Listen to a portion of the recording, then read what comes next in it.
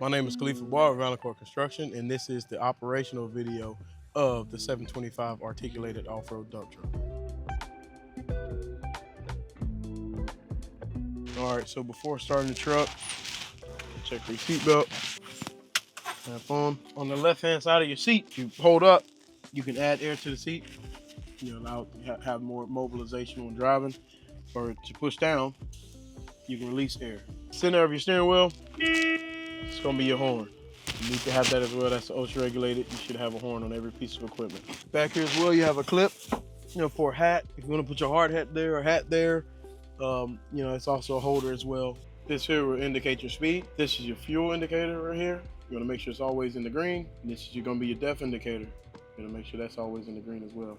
This right here, just at the bottom here, will indicate your engine hours. This is a digital way of telling you your speed if you're not watching. This is going to be your compass. This here is going to be your engine oil pressure. The more you're operating, the hotter it should be, so the greater it should be in the green. If you've been operating all day and it begins to drop in the red, contact your foreman or your superintendent. It's going to be your coolant pressure symbol. So it's going to be that little bulb looking symbol with a wavy line in it. That's going to be your coolant level. So that's going to let you know, that's going to be the pressure in it. So that's going to let you know while you're operating, if your coolant's hot, if it's actually running, if it's functional. If it's in the red, you need to contact your foreman, superintendent, so they can contact the service department. This is going to be your transmission oil temperature. It's going to be like a little gear symbol with a teardrop in it. It's going to kind of look like that, but it should always be in the green while operating. If it ever drops in the red, contact your foreman or superintendent so they can contact the service department.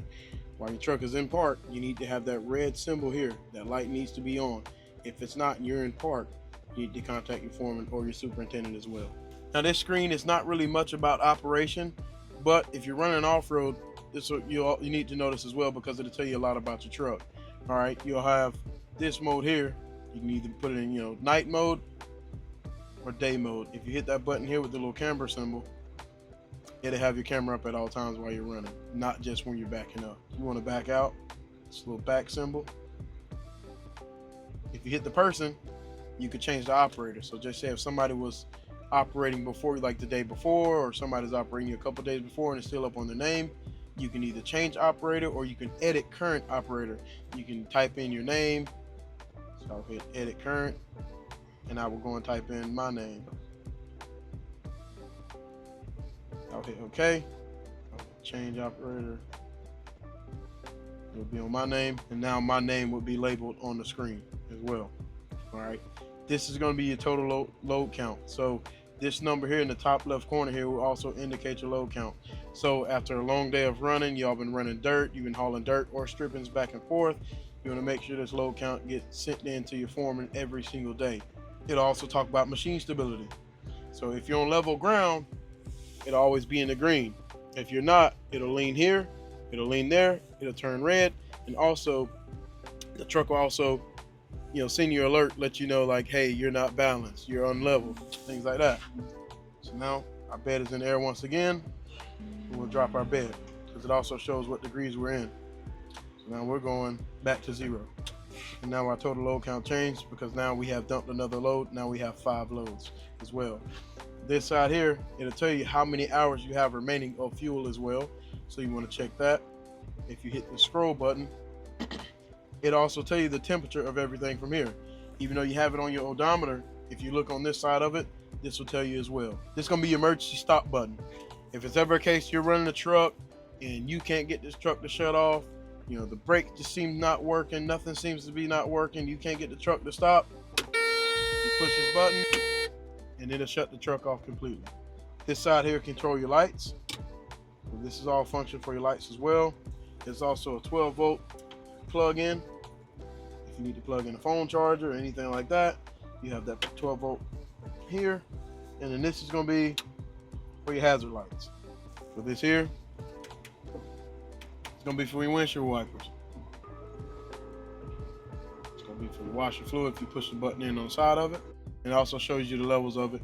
So if you get to the circle, you turn it off. You go click the one over, it'll be 1 notch. It'll help control the speed.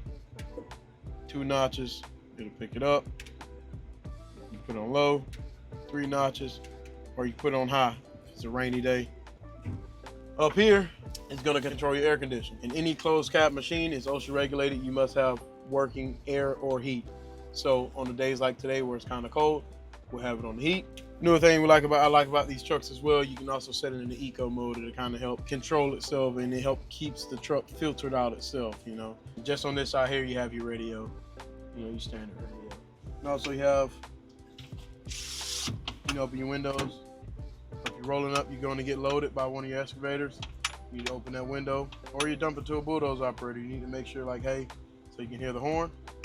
You know, once you hear the horn, you know, they honk at you, just so you can hear it. Make sure your windows are closed. So that way when you're operating, you're not getting any dirt or dust, anything that comes into your cab, and that's what's clogging your cabin filter, and you know, that can cause some damage. This lever here, you can adjust your steering wheel. If you want to hear, you know, you like to ride a little bit, you know, higher, drop it there. You want to set it a little bit lower, you can run it there. I like mine a little bit lower, so I'm gonna keep it about right here. You'll hear it lock in. It's gonna be your standard cat key. Use that. Take it, turn it over, and hold it all the way to the right. You hear the truck start up. Now, there's no parking switch in this truck, right? But when you come here, is where your parking brake will be.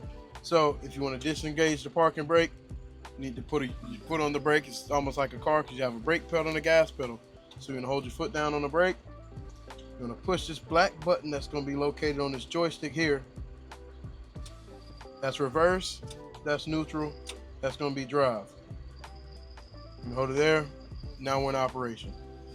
You wanna take your foot off the brake, just barely ease on the gas.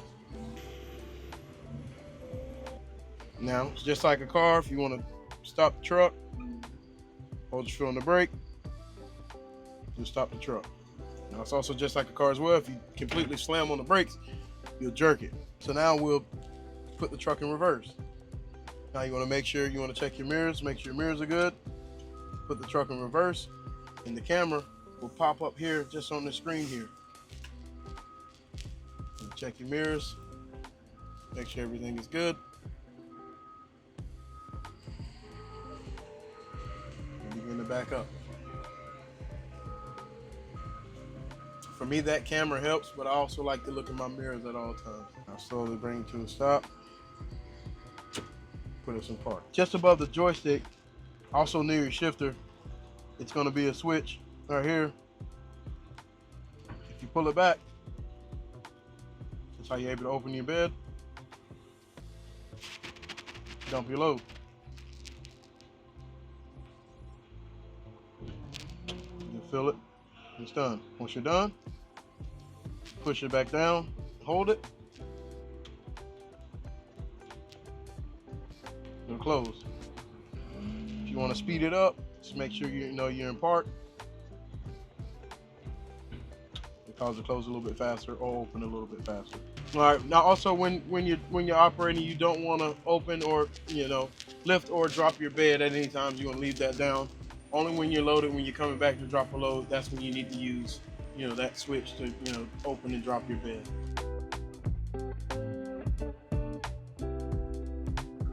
And that was your operational video of the 725 articulated off-road dump truck.